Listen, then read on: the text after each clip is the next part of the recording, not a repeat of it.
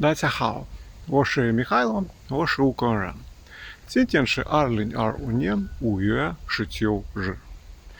今天我想分享给大家两条消息。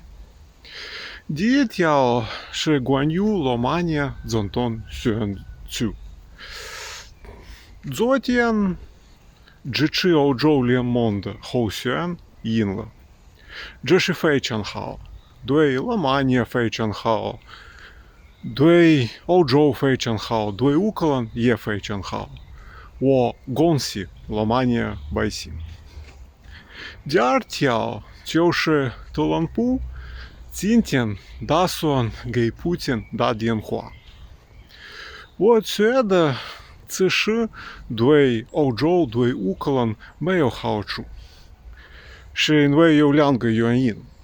第一，太早了，俄罗斯内的情况还没有够坏，所以普京对公平的条件不会同意。第二个，坦白说，在我看来，特朗普的本事非常差，特别是在政治范围。